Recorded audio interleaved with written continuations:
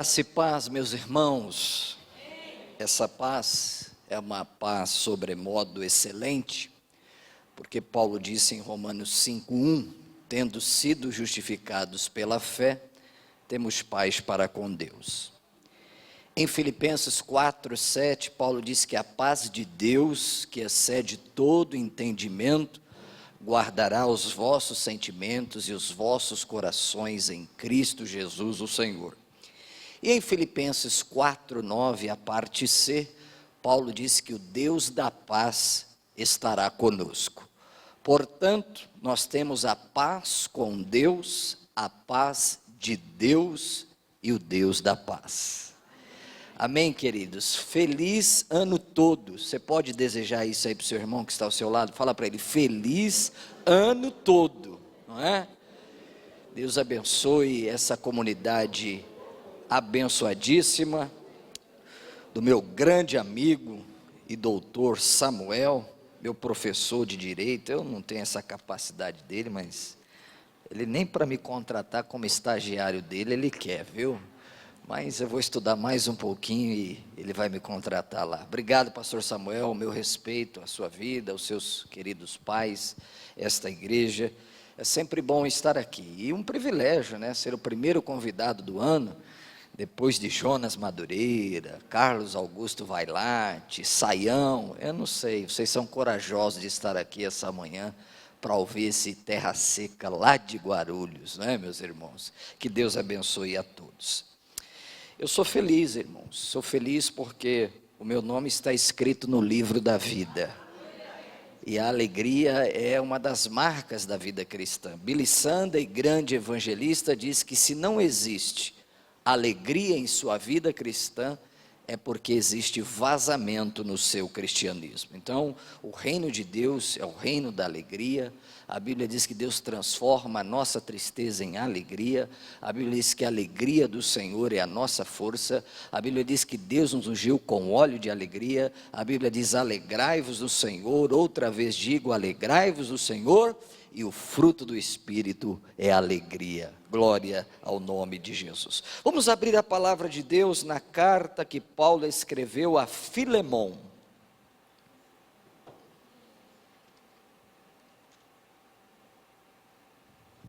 E nós vamos ler a partir do versículo de número 10.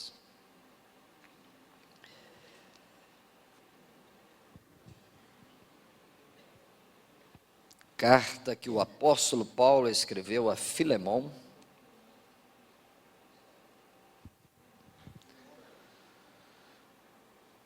Capítulo único, não é? A partir do versículo de número 10. Pode procurar que você vai encontrar aí, com toda certeza. Uma dica, está depois de Gênesis e antes de Apocalipse, não é? Filemon, a partir do versículo de número 10.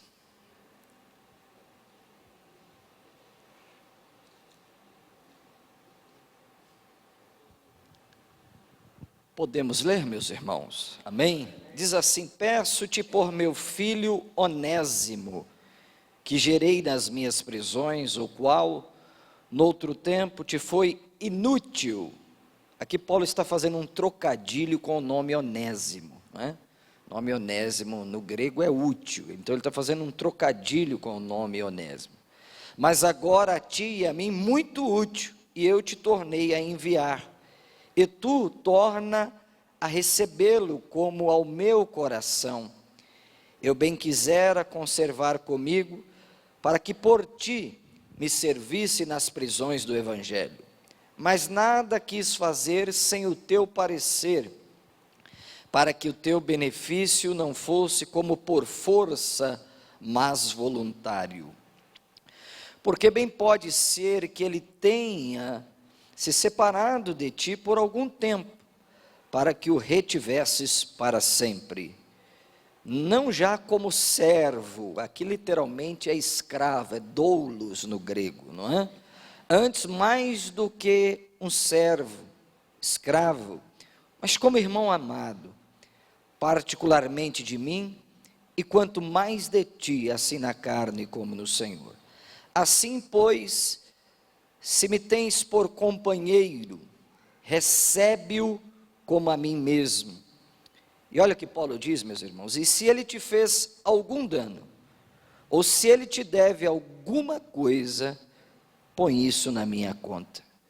Eu, Paulo, de minha própria mão escrevi, eu o pagarei, para te não dizer que ainda mesmo a ti próprio, a mim, te deves. Sim, irmão, eu me regozijarei de ti no Senhor. Reanima o meu coração no Senhor. Escrevi-te confiado na tua obediência, sabendo que ainda farás mais do que digo. Diga amém. Onésimo, uma metáfora da nossa vida. Se fosse dar um título a esta mensagem nesta manhã, eu daria esse: Onésimo, uma metáfora da nossa vida. Queridos, a carta de Paulo a Filemon é um bilhete regado de muita emoção. É uma carta pequena, mas o seu conteúdo é imenso e profundo. Essa é a mais breve entre as cartas que Paulo escreveu.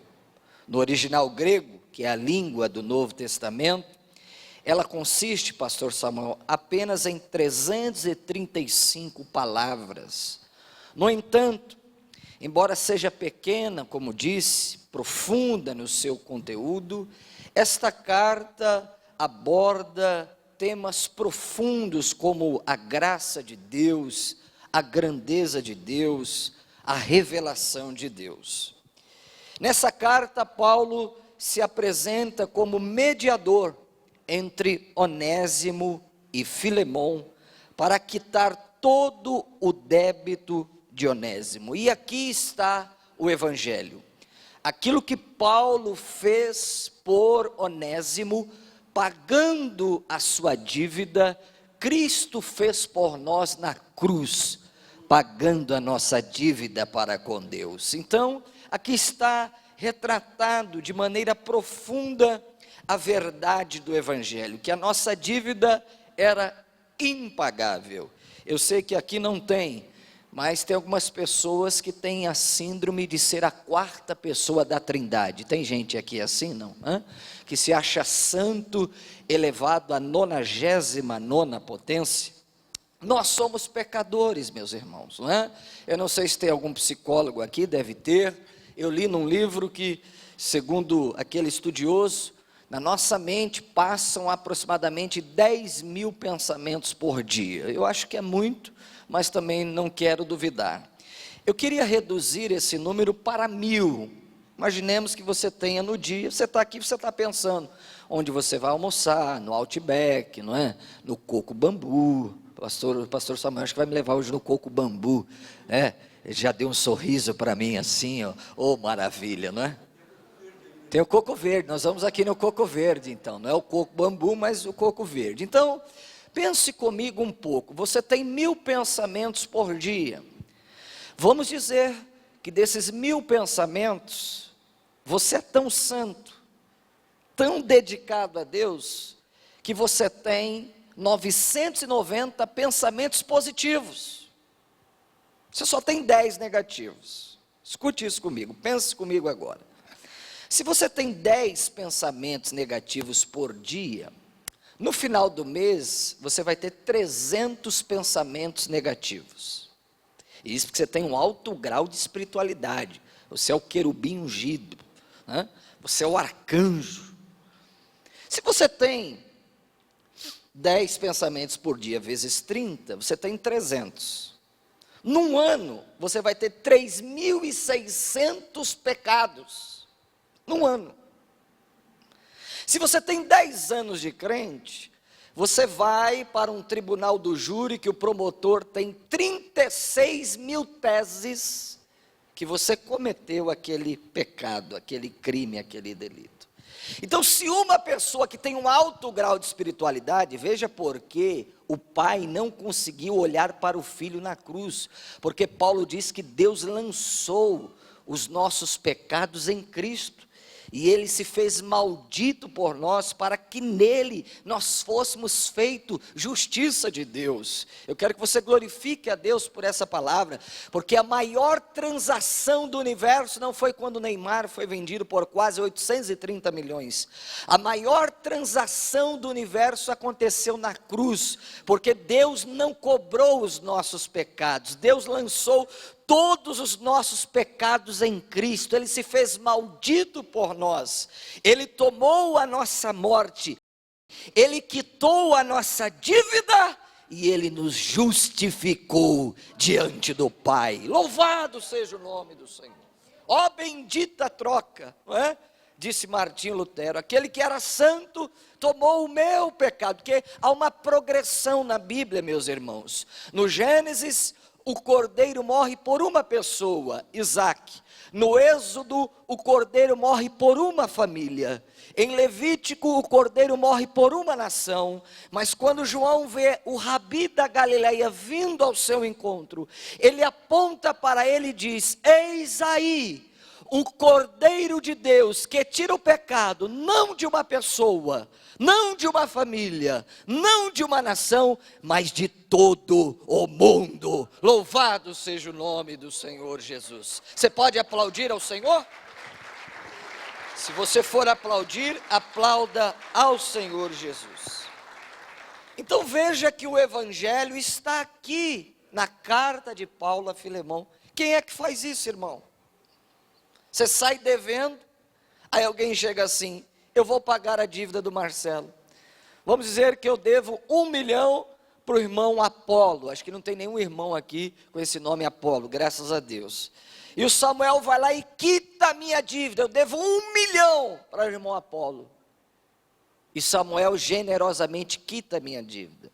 Mas mesmo ele quitando a minha dívida, eu estou quebrado, não estou? Ele pagou minha dívida, mas eu não tenho nada.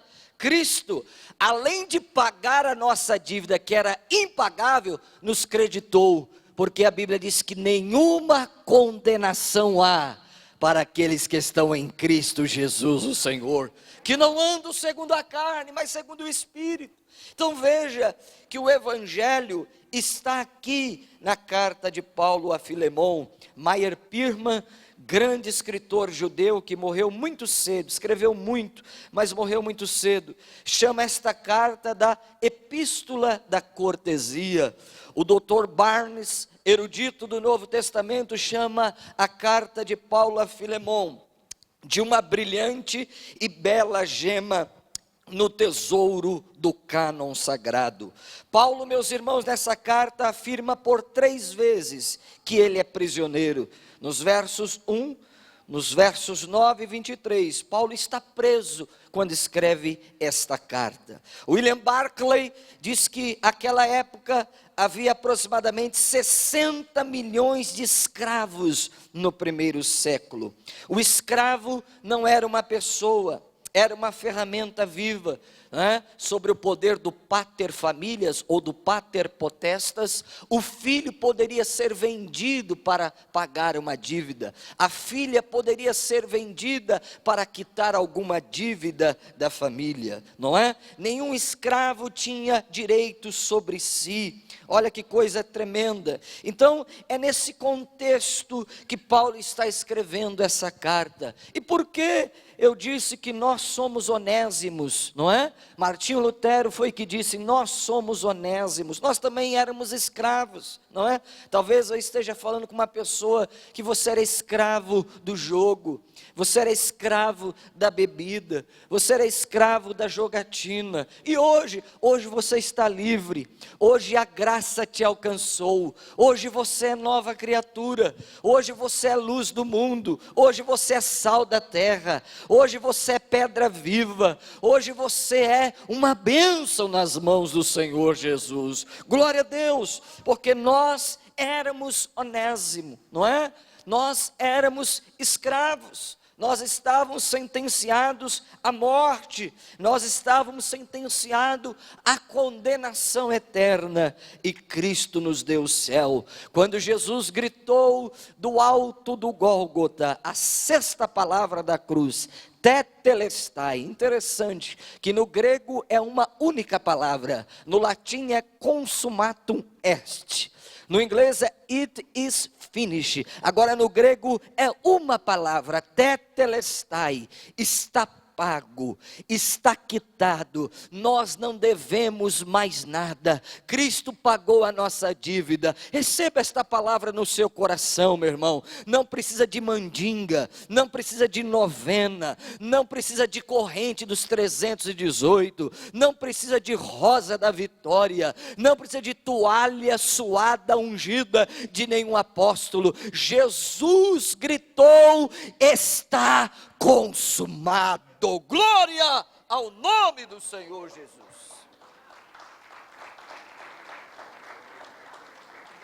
Então deixa eu deixar algumas lições, eu vou ser breve aqui nessa manhã sobre essa carta. Primeiro, diga assim: o poder do Evangelho. Queridos, onde o Evangelho chega, ele transforma pessoas. Deixa eu ver aqui quem foi transformado por esse Evangelho.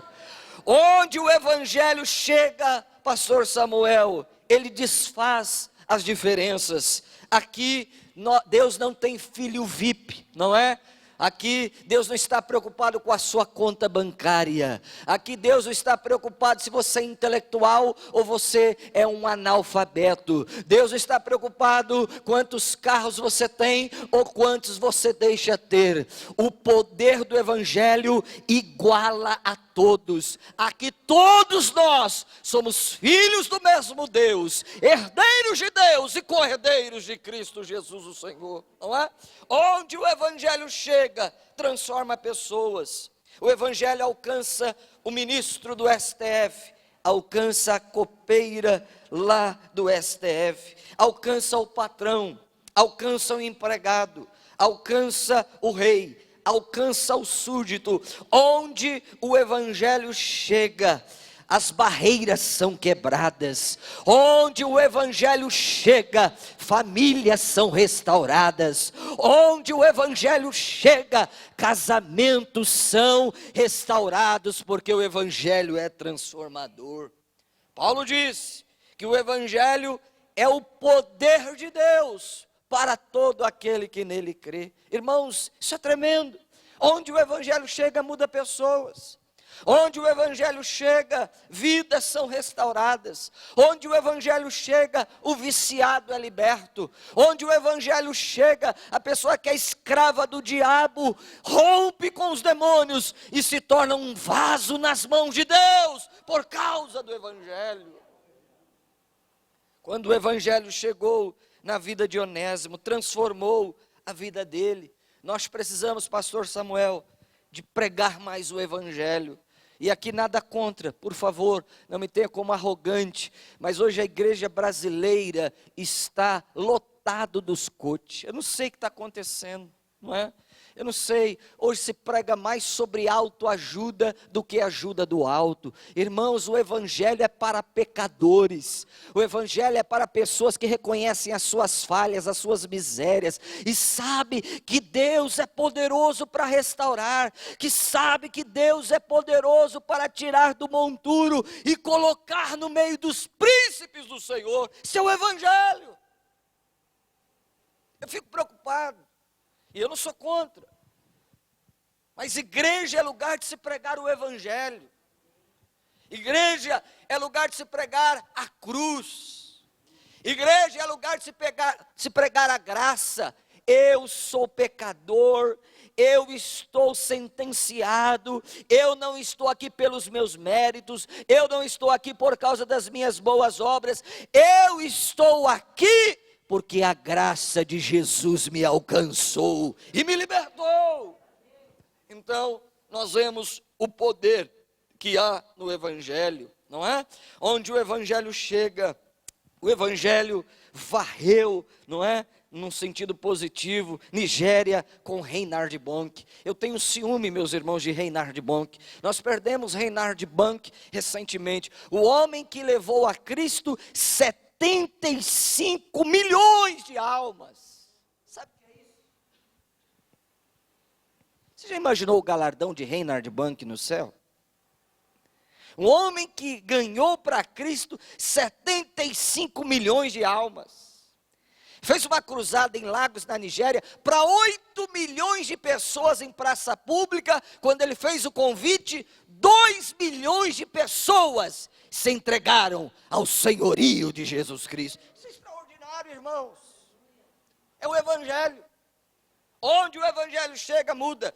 Eu quero, não numa linguagem neopentecostal, que eu detesto o neopentecostalismo, mas eu quero declarar que você é um porta-voz do Evangelho, e onde você chega, a bênção de Deus chega com você. Quem crê nessa palavra que eu estou pregando aqui? Você é portador de boas novas. Onde você chega, você tem a palavra da mudança.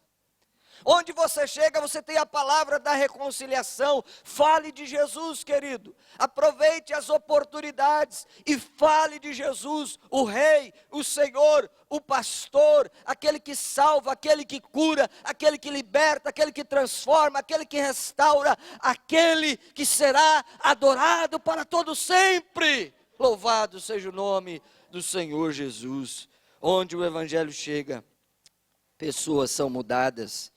Segunda verdade que eu aprendo aqui nessa carta de Paulo a Filemon é a igualdade do Evangelho. Diga, a igualdade do Evangelho. Não é? Eu antecipei aqui, mas vou repetir. Deus não tem um filho VIP. Não é? Na família de Deus, o presidente de uma multinacional vale tanto que nem um catador de lixo na rua. Deus não tem filho VIP. O Evangelho aqui igualou a posição de Onésimo e Filemon. Não é mais uma relação entre escravo e senhor, não. Quando Onésimo é alcançado pelo Evangelho, o Evangelho igualou a todos. Só o Evangelho pode fazer isso. Olha que coisa tremenda, eu escrevi aqui. O Evangelho, além de tornar as pessoas iguais, o Evangelho aproxima as pessoas, não é?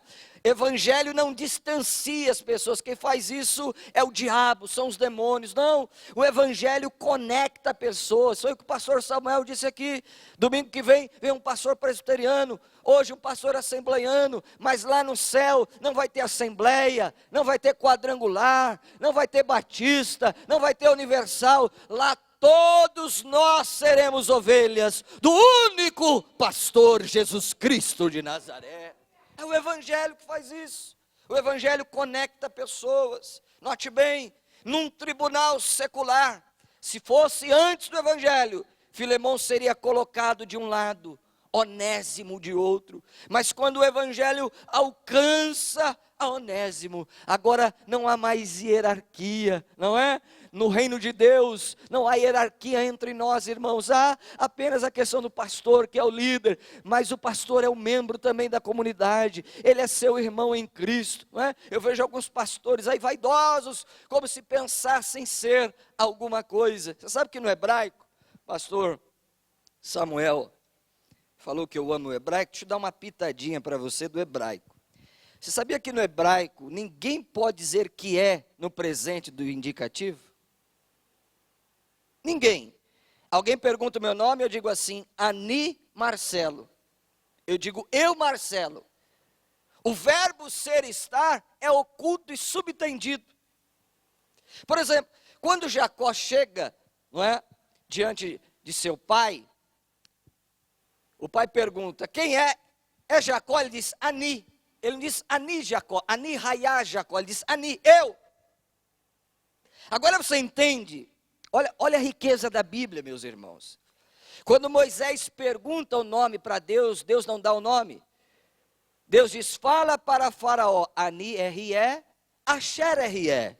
Eu sou o que sou, eu serei o que serei, ou eu continuarei a ser aquilo que sempre eu fui. Diz a tradição judaica que quando Moshe pronuncia o RE, Asher RE, Faraó cai do trono. Porque Faraó não é nome, é título. Ele se considerava filho do deus Ra, a maior divindade do Egito. Morava numa casa grande chamada Pirâmide e se achava grande. Aí Moisés diz, o RE, Asher RE, me enviou para falar com você. Ô Faraó, você pensa que é. Ô Faraó, você pensa que tem. Ô Faraó, você pensa que pode. Mas quem sabe, quem pode, quem é, quem foi e quem será, é o Deus Todo-Poderoso.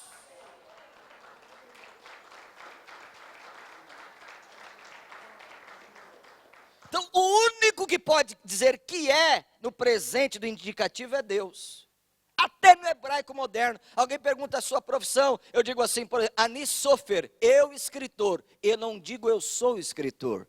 Eu não digo estou como escritor. O verbo ser e estar no presente do indicativo, só Deus pode dizer que é. Agora veja que extraordinário é a cultura judaica. Quando Moisés pronuncia o RE, Asher RE, Faraó diz, eu nunca ouvi falar desse Deus. Chama os seus magos, chama os seus conselheiros e diz, vai lá nos catálogos dos nossos deuses da terra de Mitzrayim. Mitzrayim no hebraico é Egito. E a terminação em hebraico é plural, o Egito do delta do Nilo e o Egito do baixo do Nilo. Vai lá nos catálogos dos nossos deuses, veja que coisa tremenda. E os magos e os seus conselheiros começam a procurar Sacarob, deus dos insetos, Rope, deus do Nilo, Ect, deus Ahã, Ísis, Osíris, Horus, Tuti, Apis, o deus boi. Não encontra e diz, excelência, Faraó.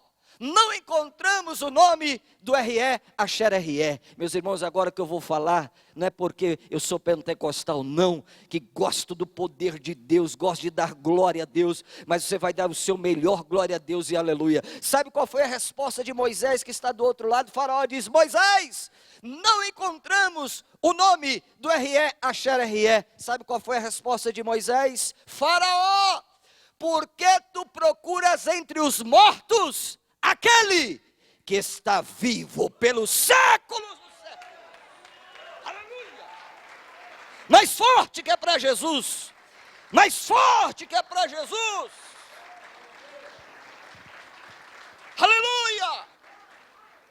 Então fala para o seu irmão, nunca diga que você é, diga para ele, nunca diga que você é. Quem é Ele, quem faz é Ele, quem cura é Ele, quem te usa é Ele, quem te abençoa é Ele, quem te protege é Ele, quem te dá força é Ele, quem te capacita é Ele. Hakadosh Baruch Hu, o Santo, bendito seja o nome dEle para sempre. Só Deus pode dizer que é no presente do indicativo. Então, o Evangelho iguala pessoas. A terceira verdade que aprendo com esta carta é a providência do Evangelho. Repita após mim, o poder do Evangelho, a igualdade do Evangelho, a providência do Evangelho. Você crê nisso que vou falar agora? Nem mesmo, escute isso, os nossos erros e fracassos podem impedir a ação de Deus na nossa vida. Não pode. Porque, pastor Samuel, você há de concordar comigo, aquilo que parecia ser um desatino na vida de Onésimo, fugindo de casa, enveredando-se por um caminho de rebelião, tornou-se numa via do seu encontro com Deus. Não sabemos, né? A Bíblia usa o condicional se. Possivelmente, a Bíblia não fala claramente, nós temos que tomar cuidado com a Bíblia. Possivelmente Onésimo furtou o seu patrão. E ele teve que fugir. E ele teve que escapar. Ele fugiu do seu patrão, mas não conseguiu fugir de Deus.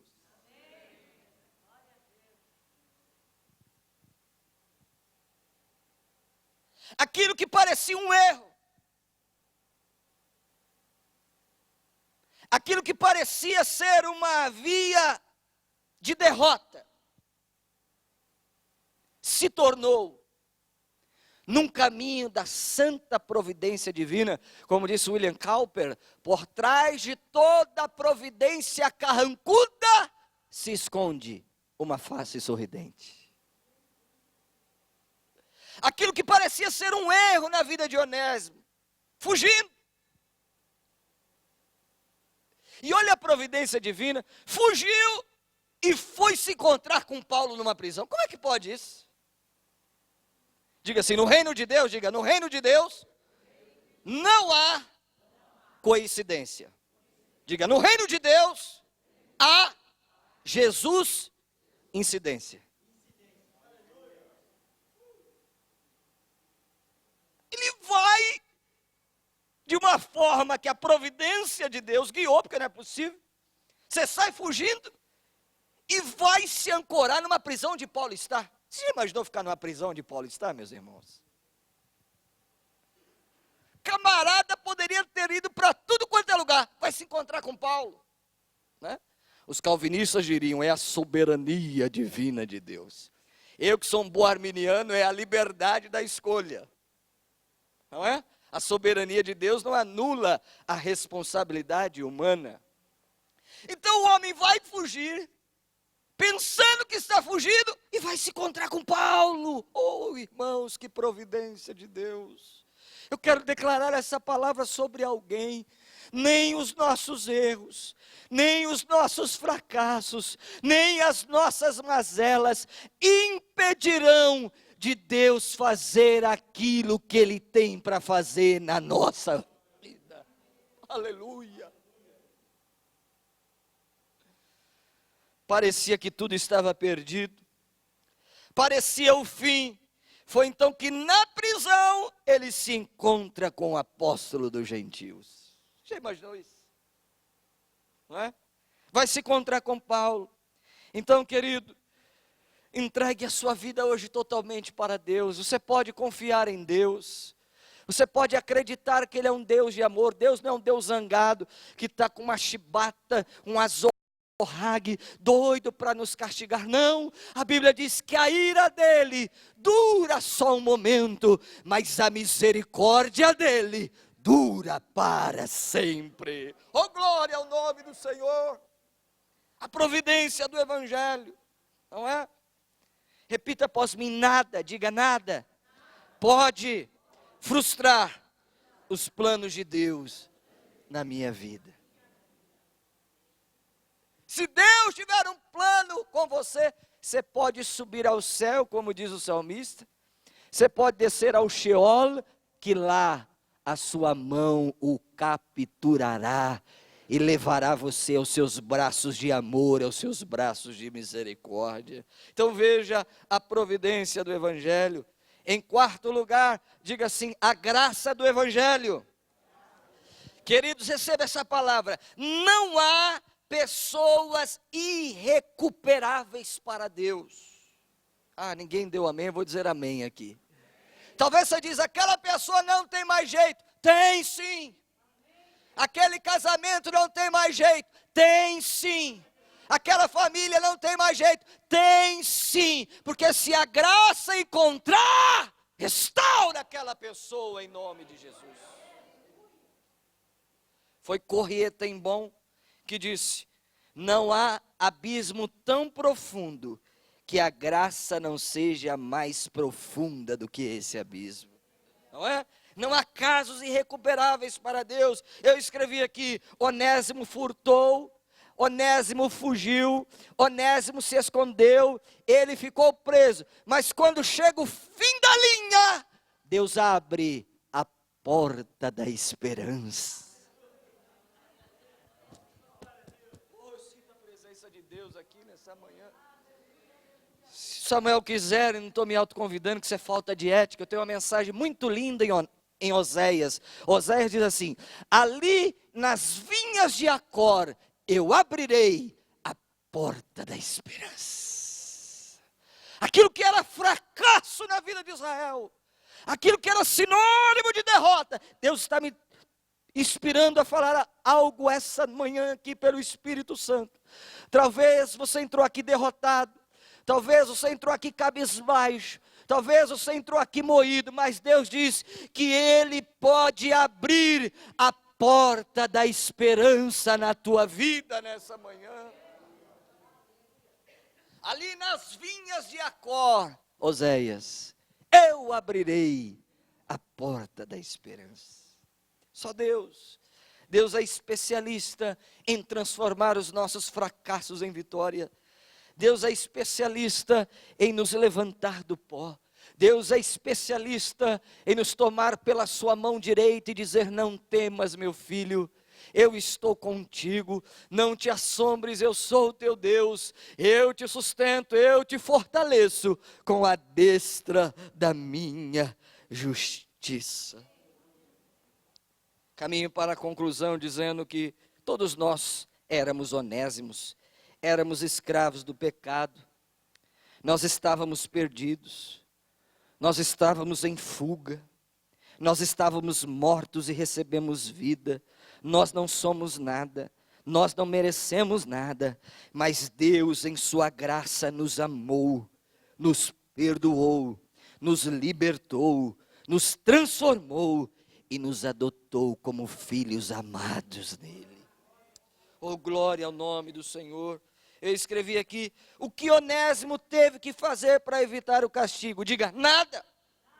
O que nós precisamos fazer? Nada. Apenas receber gratuitamente. Efésios 2:8, porque pela graça sois salvos por meio da fé. E isso não vem de vós, é dom de Deus.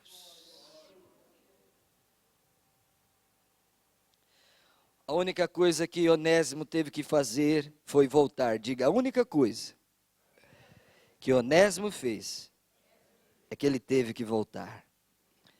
Assim como ele voltou para Filemão, hoje nós podemos voltar para Deus. Hoje nós podemos nos reconciliar com Deus. Hoje nós podemos desfrutar de uma comunhão maravilhosa de Deus na nossa vida. 3 verdades para a conclusão, e eu agradeço essa rica e bendita oportunidade. Oh, querido, Deus abençoe a sua vida. Primeiro, graça recebida deve ser graça ministrada. Diga isso para o seu irmão, você recebeu a graça, você deve ministrar a graça. Você não pode ser como o mar morto. Sabe por que o mar é morto em Israel? Falando nisso, pastor Samuel, se me permite, estou levando uma caravana em novembro para Israel. Muita gente pedia, vamos fazer uma linda caravana, cultura judaica na Terra Santa. Estarei liderando essa caravana. Se você quiser e puder ir conosco, novembro, você é meu convidado. Então, graça recebida deve ser graça ministrada. Isso é evangelho. Nós recebemos a graça, mas a graça não pode parar em nós. Você não é um mar morto, querido. Sabe por que o mar é morto? Porque ele só recebe, só recebe, só recebe e não dá. Você é uma fonte. Vou repetir, você não é um tanque, você não é uma represa, você não é uma lagoa. Você é uma fonte de graça de Deus. Ministre a graça, tá certo? A graça deve ser ministrada espontaneamente e não de modo forçado. Foi isso que Paulo falou para Filemão. Filemão, eu espero que você faça espontaneamente. Eu não quero que você faça porque eu estou mandando que você receba, Onésimo, não é? Aliás, eu não estou nem mandando, eu estou pedindo. Que a graça não manda, a graça pede. A graça solicita. Deus é um Deus tão educado que diz: eis que estou à porta e bato. Se alguém ouvir a minha voz e abrir a porta, eu entrarei, cearei com ele e farei nele morada. Paulo reconhecia que a salvação que recebera era um dom de Deus. Escute isso, Paulo não quis impor a Filemão o encargo de ministrar a graça, mas esperava isso dele. Deus não nos impõe semelhante obrigação, mas espera que ministremos a graça como seus parceiros, como seus cooperadores, como seus obreiros, como seus servos. Terceiro e último lugar, e vou orar por você. Quando ministramos a graça, pastor Samuel, não devemos visar qualquer benefício. O ser humano é movido por troca, sim ou não? Talvez você conheça pessoas que você abriu uma porta, ou ele abriu uma porta para você, querendo colocar ele na sua mão. É assim ou não é? Geralmente é assim. Ó, eu vou abrir essa porta para você, mas você sabe, hein? Indiretamente lá na frente ele está dizendo: ó, você lembra aquele dia que você foi no meu escritório, querido? Você lembra? Aquela tarde que você chegou lá, você lembra? Que eu peguei o meu telefone, liguei para aquela pessoa, tal. Você não tinha acesso a ela. E aí coloca você na mão da pessoa. Não. Quando ministramos a graça, temos que ministrar generosamente. Porque nós não tínhamos nada. O Dr. William Hendrickson, grande escritor reformado, para mim sintetizou de uma das formas mais brilhantes o que é graça. Disse ele: graça é o favor ativo de Deus, que outorga o maior de todos os dons, a quem merecia o maior de todos os castigos. Nós merecíamos o maior de todos os castigos, recebemos o maior de todos os dons. Sabe qual é? A salvação em Cristo Jesus o Senhor. A graça, como diz o Dr. Charles Hodge, as doutrinas da graça elevam o homem sem deixá-lo orgulhoso e rebaixa-o sem humilhá-lo. Só a graça faz isso. Consegue levantar a pessoa sem deixá-la orgulhosa e consegue rebaixá-la sem humilhá-la, porque toda a glória pertence ao Deus que merece a glória. Eu quero orar por você nesse momento. Talvez você precisa ser livre de alguma algema. Talvez você entrou aqui escravo de alguma situação. Talvez você entrou aqui precisando perdoar alguém. Talvez você entrou aqui precisando receber alguém de volta. E essa graça pode alcançar você nessa manhã. Essa graça pode renovar a sua esperança nessa manhã. Essa graça pode te constranger. Paulo diz que é o amor de Deus que nos constrange. É essa graça maravilhosa.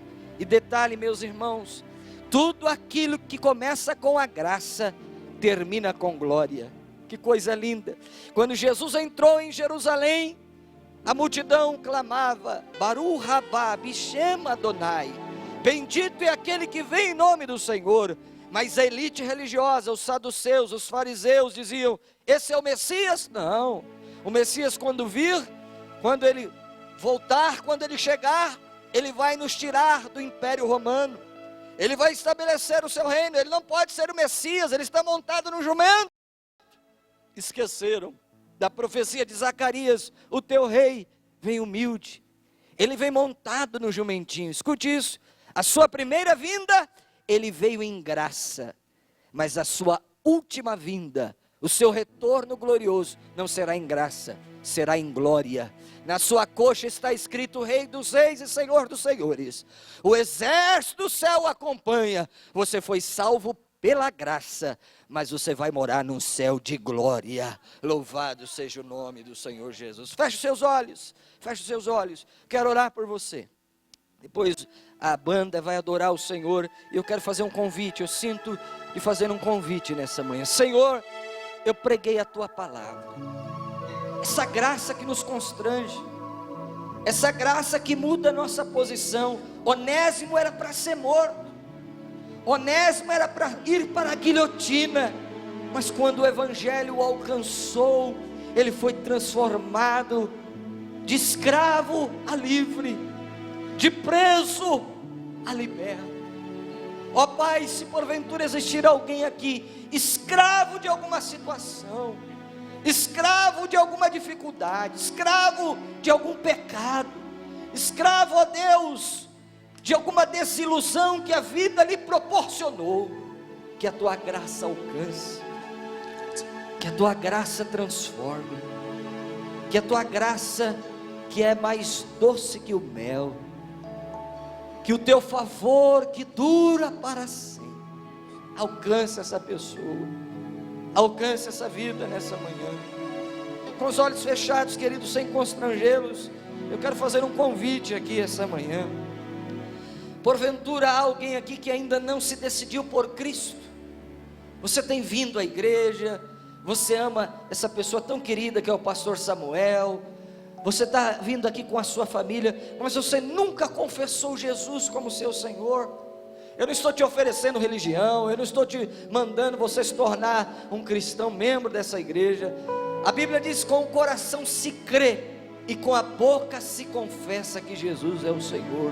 Há porventura alguém aqui que ainda não fez essa confissão pública, e hoje, num ato de fé, num ato de coragem, porque diz a Bíblia: se você me confessar diante dos homens, eu confessarei diante de meu Pai que está no céu. Está na Bíblia, não é? Não é história da carochinha, não é invenção de pregador, não. Ou se há alguém aqui que porventura você está afastado dos caminhos do Senhor, você sabe que desse jeito você não pode ficar mais. Ah, pastor, eu estou indo na igreja. Não, isso é ótimo, continue. Mas hoje você quer fazer uma nova aliança com Deus. Mas hoje você quer tomar uma atitude de seguir a Jesus. Semana que vem a celebração da ceia. Quanto tempo faz que você não celebra mais a ceia do Senhor? Quanto tempo faz que você não tem mais a comunhão do corpo de Cristo? Eu quero chamar, se porventura existir aqui esses dois tipos de pessoa. Você que ainda não confessou Jesus como seu Senhor, você está vindo ao culto, isso é maravilhoso. Você tem ouvido o pastor Samuel pregar, você tem ouvido os pastores dessa igreja pregar, mas você ainda não fez a sua decisão por Cristo. Isso é pessoal. O pai não leva a maldade do filho, o filho não leva a maldade do pai. Só Jesus pode salvar você. Só Jesus pode arrancar as algemas do seu coração. Só Jesus pode te dar uma nova vida. Só Jesus pode restaurar a sua esperança. Só Jesus pode te libertar das algemas que prendem você. Há alguém aqui nestas duas condições? Você que quer voltar à comunhão, dê um sinal com a sua mão, por favor. Eu quero orar por você. Pastor Samuel quer orar por você. Nós temos um jovem ali, nós temos outro senhor ali, nós temos mais uma irmã ali. Oh, glória ao nome do Senhor, glória ao nome do Senhor. Vamos ficar orando, meus irmãos, orando em espírito, como diz a Bíblia. Que eu quero chamar essas pessoas, sem constrangê-los aqui à frente. Vocês que querem voltar à comunhão da igreja, vocês que estavam fracos na fé, vocês que estavam longe do aprisco do bom pastor, eu quero chamar vocês aqui. Que coisa maravilhosa. Oh, que maravilha. Glória seja dada ao nome do Senhor. O pastor dessa igreja é o pastor Samuel. Há alguém que quer confessar Jesus como Senhor? Você ainda não confessou Jesus como teu Senhor. Você ainda não declarou que Jesus é o Senhor da sua vida. Senhor é aquele que manda. Senhor é aquele a quem nós obedecemos. E você quer fazer isso hoje? Eu quero chamar você aqui, ou alguém aqui nesta condição que quer entregar a sua vida ao Senhor Jesus. Nós temos aqui muitas pessoas voltando, meus irmãos. Olha que maravilha. Olha que pessoas tocadas pelo poder do Evangelho, chorando. Isso aqui, meus irmãos, é a graça de Deus que está aqui, amém? Vocês podem glorificar a Deus aí? Vocês podem exaltar o nome do Senhor aí? Isso é o poder do Evangelho em ação. Isto é a graça maravilhosa de Jesus Cristo, não é? Alguém que quer confessar Jesus como Senhor, nós não podemos perder isso, meus irmãos. Pescador tem que ter rede, tem que ter anzol, não é? Pensou se Billy Graham não chamasse as pessoas dos estádios para confessar a Jesus? Pensou se Reinhard Bonnke não fizesse o convite às pessoas a voltar ao aprisco do bom pastor? Quantas almas seriam perdidas? Quantas almas seriam esquecidas? Mas porque Deus levantou aqueles homens, mas porque eles foram homens de Deus, nós podemos ver essas mesmas coisas aqui, pessoas chorando. Olha aí, pessoas tocadas pelo poder da palavra de Deus. Nós temos 1, 2, 3, 4, 5 preciosas vidas que voltaram. Vocês podem dar um glória a Deus bem forte aqui, meus irmãos? Você pode? Eu sei que quando o Corinthians joga, você pula. Eu sei que quando o São Paulo faz um gol aos 50 minutos, você solta fogos. Eu sei que quando o Palmeiras faz um gol no Corinthians, aos 48 minutos do segundo tempo, você vibra. E agora que essas vidas estão aqui, voltando voltando ao senhorio de Cristo, voltando ao aprisco do bom pastor, entregando as suas vidas para Cristo. Quanto vale isso, meus irmãos? Quanto vale isso? Isso não tem preço, não é? Alguém que quer confessar a Jesus como Senhor? Alguém nessa situação? Vem aqui na frente que eu quero orar por você. O pastor Samuel vai orar por você. E aí nós ainda estamos com tempo. Ele me deu até 5 para meio-dia. Ainda tem 15 minutos para nós encerrarmos. Você está voltando ou está confessando Jesus como seu Senhor? Você, querido, está voltando ou está confessando Jesus como seu Senhor? Alguém está voltando, glória a Deus. Há mais alguém que quer entregar a sua vida ao Senhor Jesus nessa manhã? Há mais alguém que quer voltar ao aprisco do bom pastor? Venha depressa, venha, porque a porta da arca de Deus está aberta. Um dia ela se fechará, um dia não vai ter mais oportunidade. Aproveita hoje, né? O diabo diz amanhã: eu não estou preparado. Deus te prepara hoje, não é? Deus te toca hoje. Há mais alguém? Vocês que estão aqui à frente, por gentileza, se puderem repetir uma oração que nós vamos fazer agora.